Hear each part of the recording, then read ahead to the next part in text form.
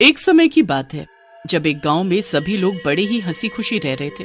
उस गांव में राहुल नाम का एक लड़का भी रहता था, पर वो कुछ समय बाद ही शहर पढ़ने चला गया था। शहर में राहुल के काफी दोस्त थे जो अक्सर राहुल को अपने गांव घुमाने को बोलते रहते थे।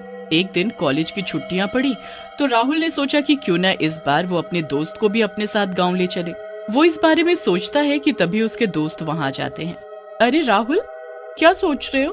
अरे मैं तो तुम सबके बारे में ही सोच रहा था। हमारे बारे में? पर क्या?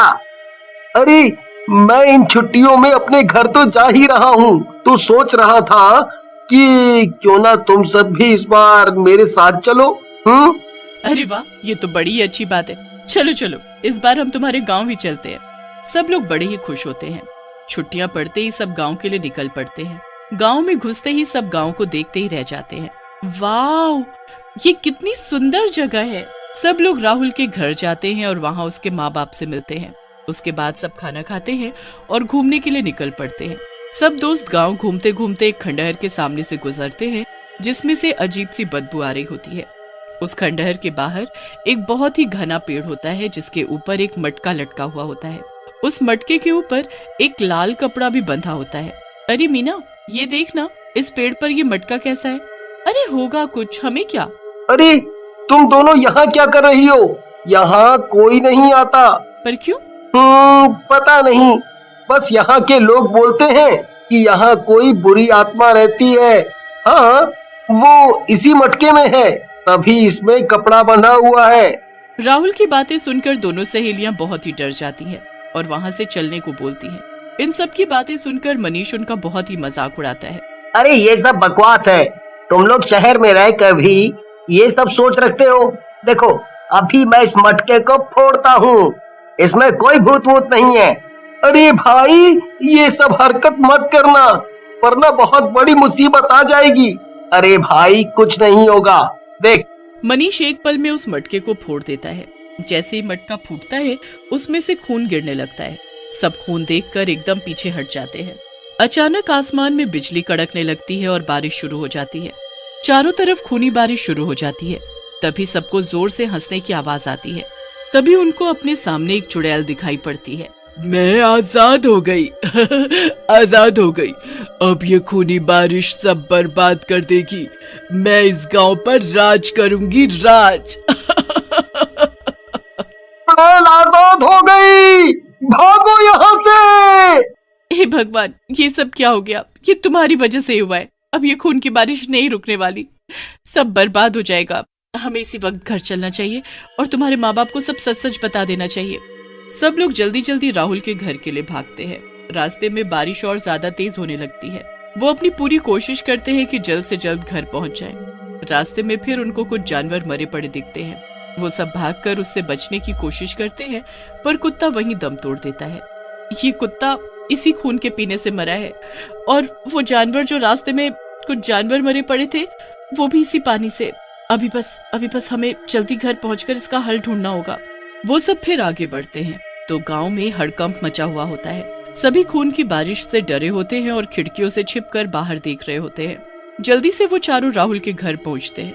उनको हांफता देख राहुल के माँ बाप उनसे वजह पूछते हैं तो वो उनको सारी बात बताते हैं। हे भगवान, ये तो तुमने अनर्थ कर दिया, अब तो सर्वनाश हो जाएगा। इतने में बाहर से किसी के हंसने की आवाज आती है। सब एकदम चौंक जाते हैं। माँ, बाबूजी, ये वही चुड़ैल की आवाज है। अब हम क्या करें? बाहर तो जाना ही पड़ेगा, चलो चलो जल्दी। सब लोग बाहर जाकर देखते हैं तो चुड़ैल उस खूनी बारिश में नहा रही होती है। मैं आजाद हो गई, आखिर मैं आजाद हो ही गई। अब इस गांव में सर्वनाश होगा, सब खूनी बारिश का पानी पीकर मारे जाओगे। हे भगवान, ये तो वही चुड़ैल है। आखिर इसे मटके से किसने आजाद किया? चुड़ैल बस हंसती रहती है और वहाँ से हंसते हंसते चली जाती है। अब पूरे गांव में चुड़ैल का हड़कंप मच जाता है। राहुल अपने दोस्तों को किसी को कुछ भी बताने को मना कर देता है। अब वो रात तो जैसे तैसे निकल जाती है। सब सो जाते हैं और अगली सुबह इस उम्मीद में उठते हैं कि सब ठीक हो चुका होगा, पर नहीं, सब वैसे का वैसा ही था। अभी भी खूनी बारिश रुकने का नाम नहीं ले रही थी। लोग बड़े परेशान होकर एक दूसरे से बातें करने लगते हैं कि इतने में एक आदमी चिल्लाता हुआ आता है। अरे चलो चलो जल्दी चलो, देखो जरा जाकर खेतों में फसल का क्या हाल हो गया है। अरे क्या हुआ हरिया, कुछ तो बता। सारी फसल उस चुड़ैल ने बर्बाद कर दी। कल रात से जो खून की बारिश रुकने का नाम नहीं ले रही, उसने सब फसल बर्बाद कर दी और चुड़ैल खेतों में ही घूम रही है। अब सब गांव वाले भारी परेशानी में आ जाते हैं। 2-4 दिन ऐसे ही निकल जाते हैं और गांव धीरे धीरे खत्म होने लगता है। सारा गांव बर्बाद हो जाएगा, फिर बस यहाँ मेरा राज होगा, मेरा। इस गांव में खूनी बारिश कभी नहीं रुकेगी। चुड़ैल खुलेआम पूरे गांव में ऐसे ही बारिश में घूमती रहती है। राहुल और उसके दोस्त घर में छुपकर खिड़की से उस चुड़ैल को देख रहे होते हैं। यार, मुझसे बहुत बड़ी गलती हो गई जो मैंने तेरी बात नहीं मानी। आज मेरी गलती की वजह से सब बर्बाद हो गया है। ऐसा लगता है कि बस वो सुबह कब आएगी जब ये खूनी बारिश बंद हो चुकी होगी। देखो, अब हमें ना कुछ तो करना ही पड़ेगा। कोई तो होगा जो ये सब ठीक कर सके, कोई बाबा, कोई पंडित। एक बाबा है तो, पर वो जंगलों में रहते हैं। तो कोई नहीं, हम चलेंगे उनको ढूंढने, क्योंकि और कोई रास्ता नहीं बचा है इस गांव को बचाने का। सब लोग बाबा को ढूंढने जाने का फैसला करते हैं। सब उनको ढूंढने निकल पड़ते हैं और काफी मशक्कत के बाद उनको वो बाबा जंगल में समाधि लिए बैठा दिखता है। उस जंगल में बारिश की एक बूंद भी नहीं गिर रही होती। वो सब बाबा को सारी बात बताते हैं। बाबा उनकी बात सुनकर बहुत ही गुस्सा होते हैं। इतने बड़े होकर तुम लोग बच्चों वाले काम करते हो और फिर आ जाते हो मेरे पास। अब मैं इस जगह से अगले 2 महीने तक नहीं हिल सकता। अब जो करना होगा तुम में से किसी एक को करना होगा। क्या करना है बाबा? गलती मेरी है तो मैं ही करूँगा। अब बस आप ये बताओ मुझे करना क्या है। इतना आसान नहीं है लड़के। मैं पूरी कोशिश करूँगा बाबा, आप मुझे एक बार बताओ तो। तो ये ले मटका, और इस मटके में उस चुड़ैल के खून की कुछ बूंदें डालकर इस लाल कपड़े से बंद करके उसी जगह टांग दे। ये बारिश तुरंत रुक जाएगी और वो चुड़ैल वापस इसी मटके में आ जाएगी। मनीष भी उस मटके को बार बार देखता और बस यही सोचे जा रहा था। आखिरकार वो सब घर पहुंच जाते हैं और रात भी काफी हो चुकी होती है। सब तो सो जाते हैं, पर राहुल अभी भी मटके को हाथ में लिए यही सोचता रहता है। फिर तभी उसे सामने वाली खिड़की के बाहर से चुड़ैल जाती दिखती है। फिर वो जल्दी से उस चुड़ैल का पीछा करता है। चुड़ैल बारिश में भीगती हुई उसी खंडहर घर में चली जाती है जिसके बाहर वो मटका टंगा हुआ था। मनीष उस घर के अंदर झांक कर देखता है तो वो चुड़ैल अपने खून से वहाँ जादू टोना कर रही होती है। उसने एक कटोरे में अपना खून भर कर रखा होता है और वो उसमें से कुछ छींटे एक पत्थर के ऊपर मारकर शैतानी पूजा कर रही होती है।